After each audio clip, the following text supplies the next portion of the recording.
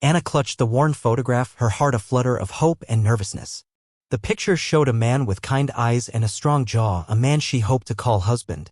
She was on a train heading west, further than she'd ever imagined, to a place she only knew from letters filled with promises of land and opportunity. She was a mail-order bride, a term that felt both strange and exciting. Back home, in her small village, options were limited. This was her chance, a leap of faith toward a new life, a family of her own. She dreamt of a cozy home filled with laughter, children running through fields of wildflowers, and a loving partner to share her days with. The rhythmic clatter of the train wheels was a constant soundtrack to her thoughts. She imagined what her new home would look like, what her husband would be like in person. Would he like her? Would she be a good wife? Doubts crept in, whispering anxieties in her ear, but she pushed them away, focusing on the image of that kind-faced man in the photograph. She wasn't naive. She knew life wouldn't be easy. The letter spoke of hard work and the challenges of frontier life, but Anna was strong and willing to learn.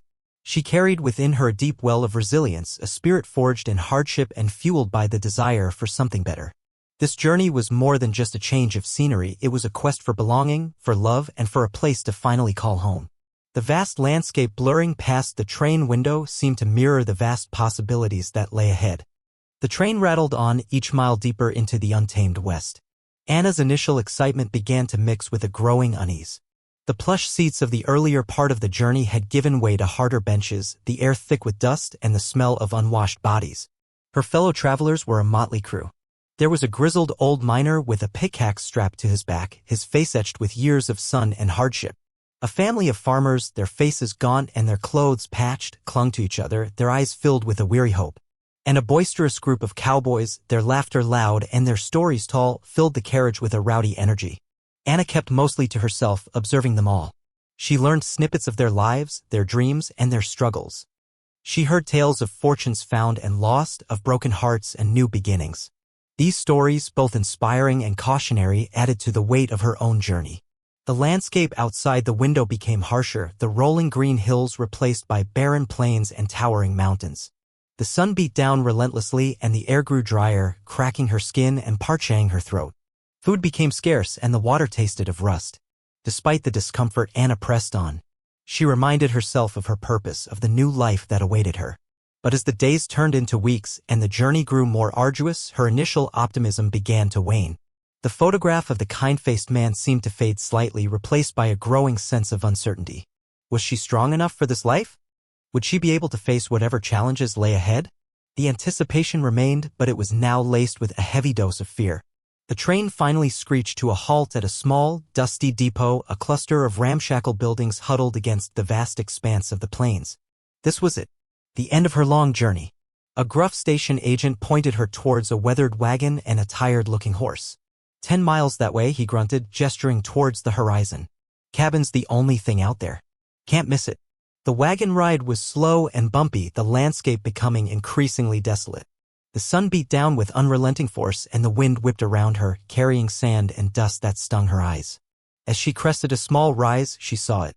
The cabin was small and weathered, its logs gray and cracked. It stood alone, a tiny speck against the immensity of the surrounding wilderness.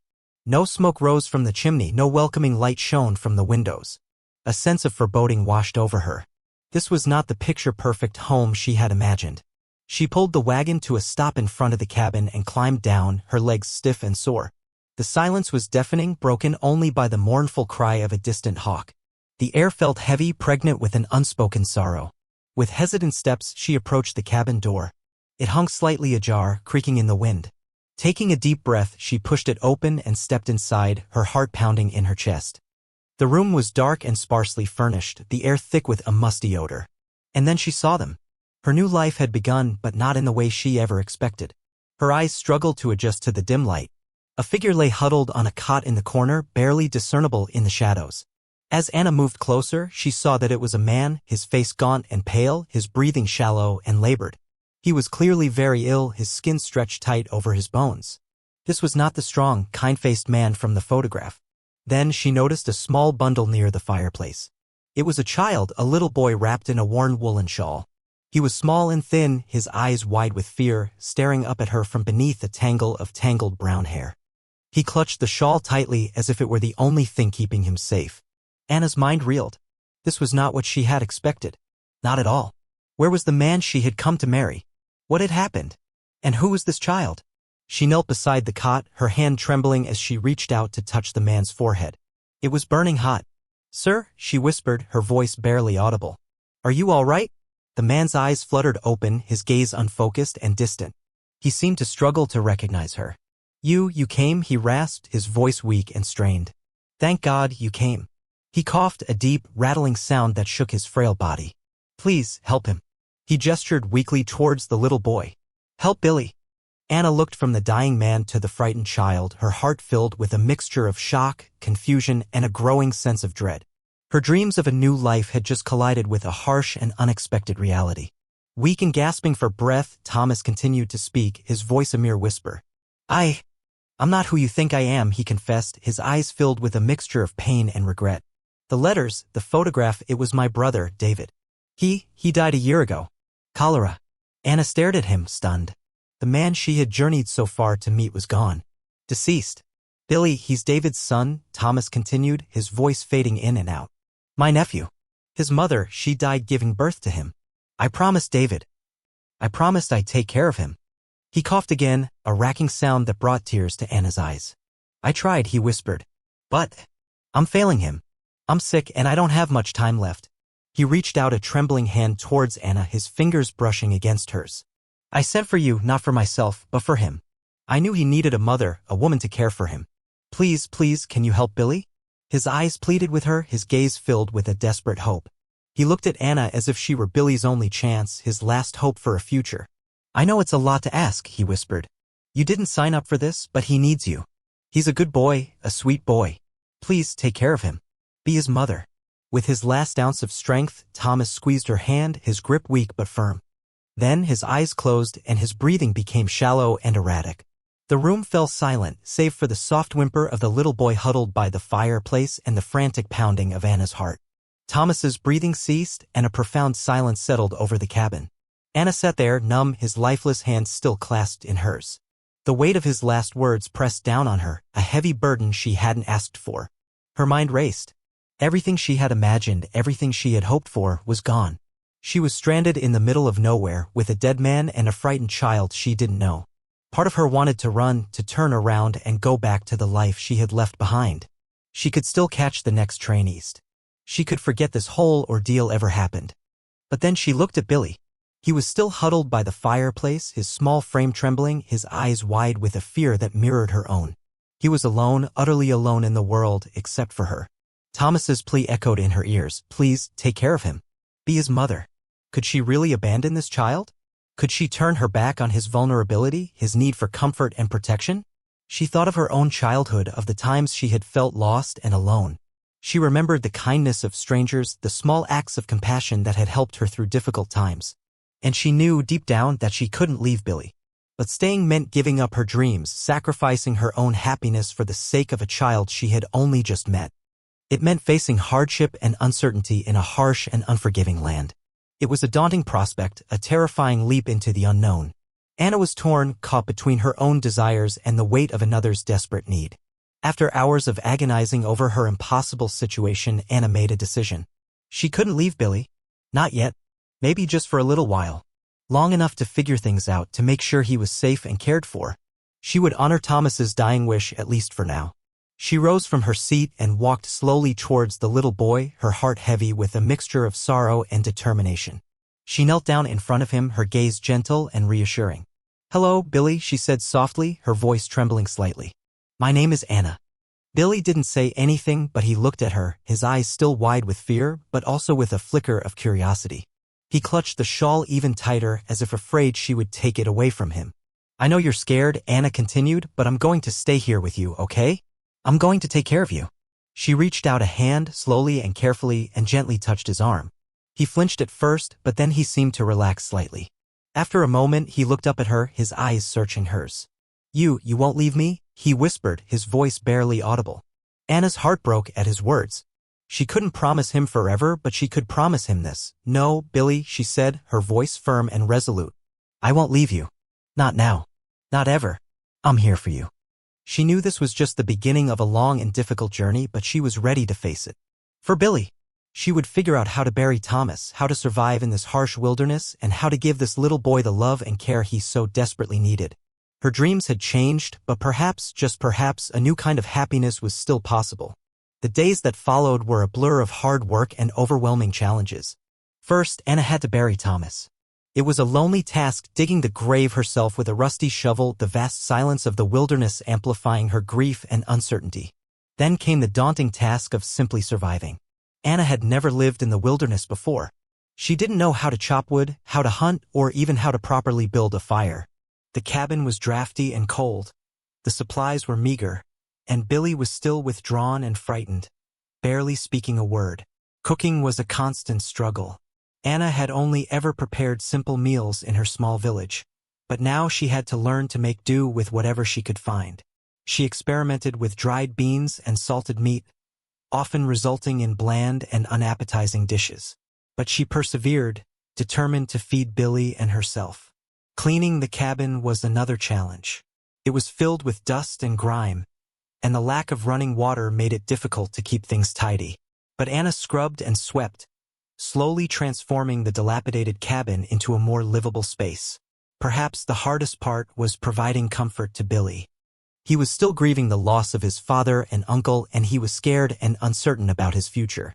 Anna tried to talk to him, to read him stories, and to simply be there for him, offering a comforting presence in his time of need.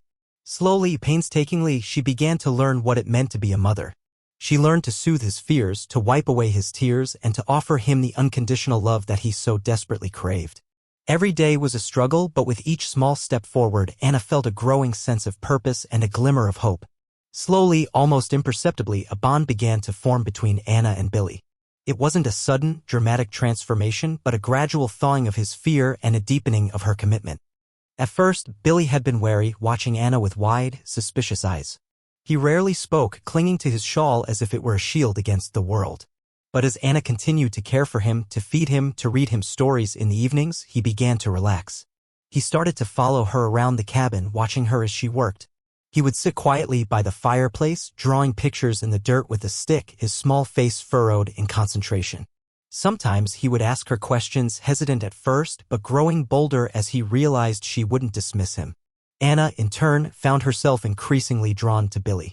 She loved his quiet strength, his gentle nature, and his unwavering spirit. She found joy in teaching him new things, in watching him laugh, and in simply being in his presence. She started thinking of him as her own son, the child she had always dreamed of having. One evening, as she was tucking him into bed, Billy looked up at her, his eyes shining in the dim light. "Anna," he said softly, "are you going to stay here forever?" Anna smiled and stroked his hair. "I don't know about forever, Billy," she said, "but I'm going to stay here for as long as you need me." He reached out and took her hand, his small fingers wrapping tightly around hers. "I'm glad," he whispered. "I'm glad you're here." In that moment, Anna knew that she had made the right decision. Her dreams of a perfect life had been shattered, but in their place, she had found something even more precious, a connection, a family, and a love that would last a lifetime. As the days grew shorter and the nights grew colder, winter descended upon the wilderness with a vengeance.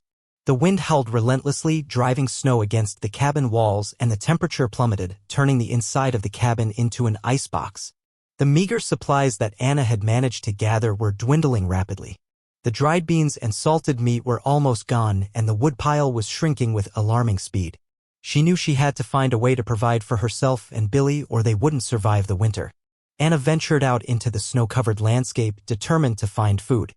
She set snares for rabbits, but they remained empty. She searched for berries and nuts, but the snow had covered everything. She even tried fishing in the frozen creek, but the ice was too thick to break. Each day, she returned to the cabin empty-handed, her spirits sinking lower and lower. Billy, sensing her despair, would try to cheer her up, offering her a hug or a drawing. But Anna knew that hugs and drawings wouldn't fill their empty stomachs. One day, as she was rummaging through the cabin, she found a small bag of seeds.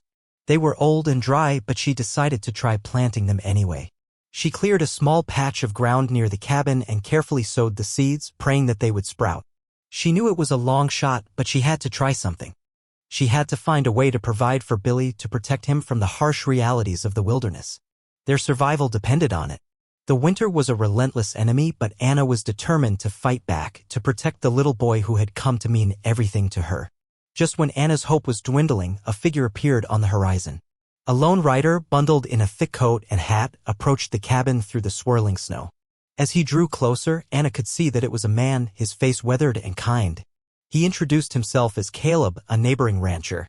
He explained that he had noticed the lack of smoke coming from the cabin and had grown concerned. He knew that Thomas had been ill and he wanted to check on him.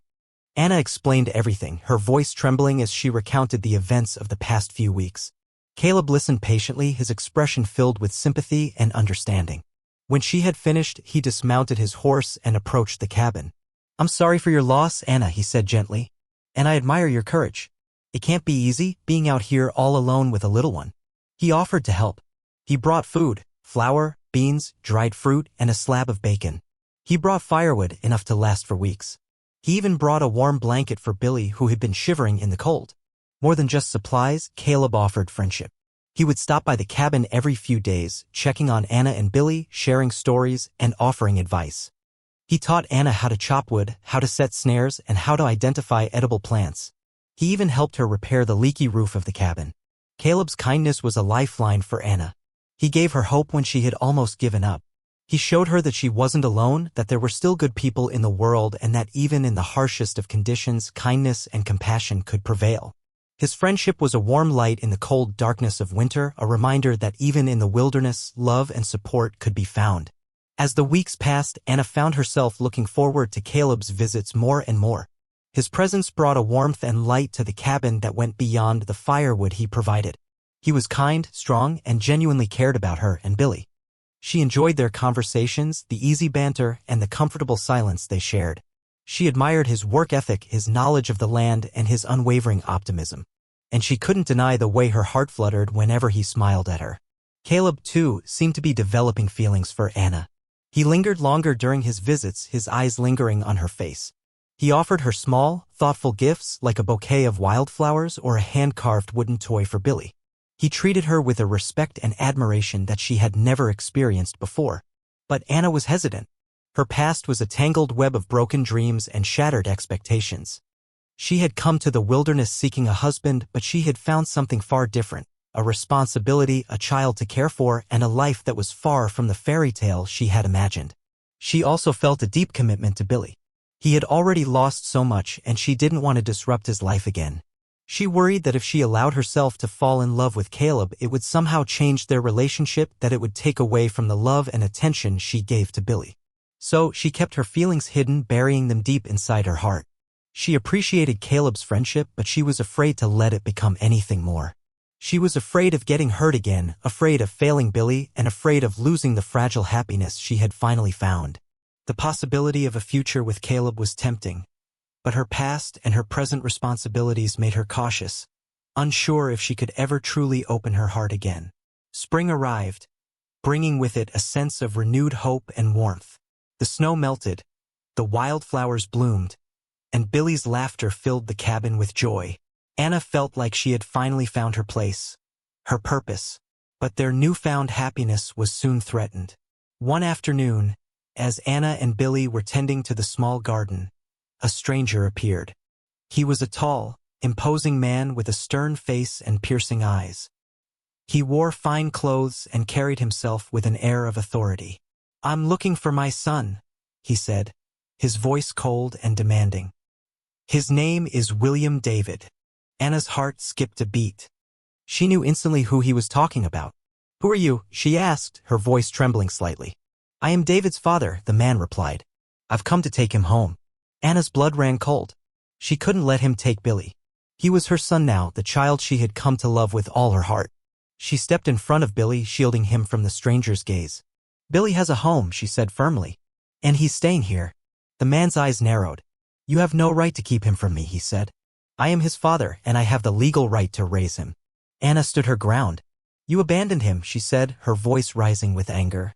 "You left him with his uncle, and you never came back. You don't deserve to be his father."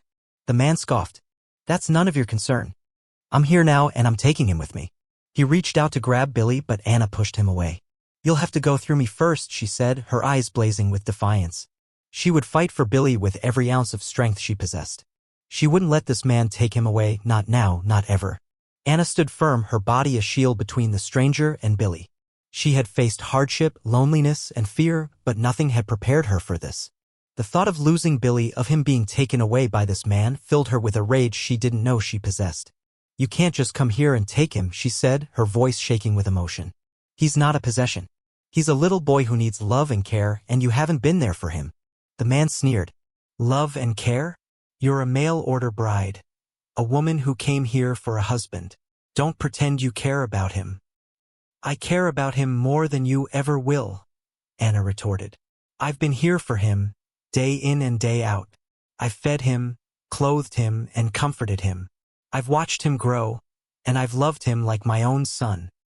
Billy, who had been hiding behind Anna, peeked out from behind her skirt. He looked up at the stranger, his eyes filled with confusion and fear. "Anna is my mom," he said softly. Anna's heart swelled with love. She looked down at Billy and smiled. "Yes, darling," she said. "I am." She turned back to the stranger, her gaze unwavering. "I don't know who you are or what you want," she said, "but you're not taking Billy. I won't let you." The man's face contorted with anger. "You can't stop me," he said. "I'll get the law involved. I'll prove that I'm his father and I'll take him with me." "Then do it," Anna challenged. "But I'm not afraid of you. I'll fight you every step of the way. I'll do whatever it takes to protect Billy." She would not let this man, who had abandoned Billy, waltz back into his life and claim him as his own. She would fight for him as any mother would. The stranger, whose name was Silas, left the cabin, promising to return with proof of his paternity. Anna was terrified. She didn't know what to do, where to turn. But she wasn't alone. Caleb, who had been out tending to his cattle, rode up to the cabin, sensing that something was wrong. Anna explained everything, her voice choked with tears. Caleb listened patiently, his face grim. He knew that Anna was right to be concerned. Something about Silas didn't seem right. "We'll figure this out, Anna," he said, his voice firm and reassuring. "We'll find out the truth about this man." Caleb immediately offered his help.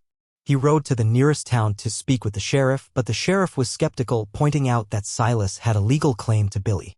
Undeterred, Caleb decided to investigate on his own. He began asking around, talking to people who might have known David and Silas. He traveled to the town where David had lived, searching for any information that might shed light on Silas's true intentions.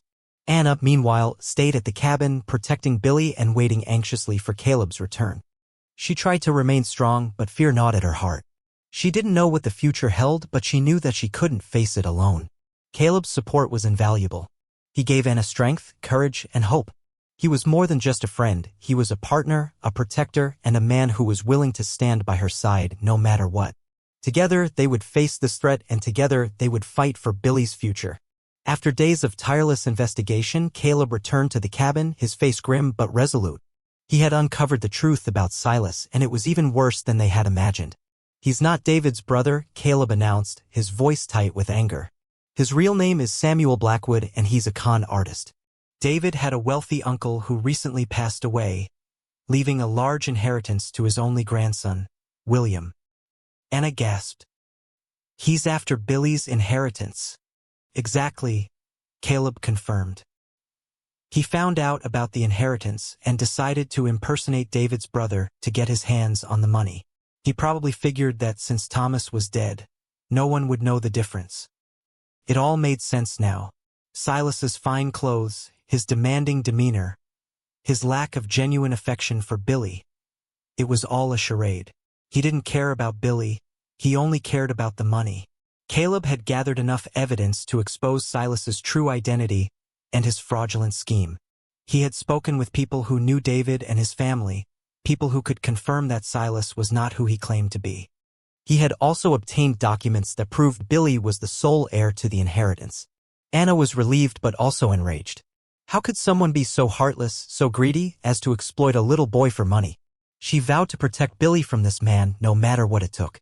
With Caleb's help, they contacted the sheriff and presented him with the evidence. The sheriff, now convinced of Silas's deceit, issued a warrant for his arrest. The threat to Billy, at last, was over. But this event brought Anna and Caleb closer. The danger to Billy showed them what their little family meant. With Silas gone, a sense of peace settled over the cabin. The threat was over, and Anna, Billy, and Caleb could finally breathe easy. They had faced a difficult challenge together, and they had emerged stronger, more united than ever. Anna looked at Billy, his face beaming with joy and her heart overflowed with love. He was no longer the frightened, withdrawn little boy she had first met. He was happy, confident, and full of life. And he was her son in every way that mattered. She turned to Caleb, her eyes filled with gratitude and affection. He had been her rock, her protector, her friend. He had stood by her side, unwavering in his support, and he had shown her what it meant to be loved unconditionally. Caleb smiled back at her, his gaze warm and tender. He knew that they had something special, something that went beyond friendship. He loved Anna and he loved Billy. He wanted to spend the rest of his life with them, building a family, a home, and a future together. One evening, as they were sitting on the porch watching the sunset, Billy snuggled between Anna and Caleb, his small arms wrapped around them both. "We're a family, aren't we?" he said softly. Anna and Caleb exchanged a look, their hearts filled with emotion. "Yes, Billy," Anna said, her voice choked with tears. "We are a family." In that moment, they realized that they had found what they had both been searching for, a place to belong, a love to cherish, and a family to call their own. They had come together in the face of tragedy and hardship, and they had created something beautiful, something lasting. They were a family bound by love, loyalty, and a shared commitment to each other. A few months later, under the bright summer sun, Anna and Caleb stood hand in hand, exchanging vows in front of a small gathering of friends and neighbors. Billy, beaming with pride, stood beside them, holding a bouquet of wildflowers he had picked himself. It was a simple ceremony, but it was filled with love, hope, and the promise of a bright future. Anna, dressed in a borrowed white dress, looked radiant. She had come to the wilderness seeking a husband, but she had found something far more precious.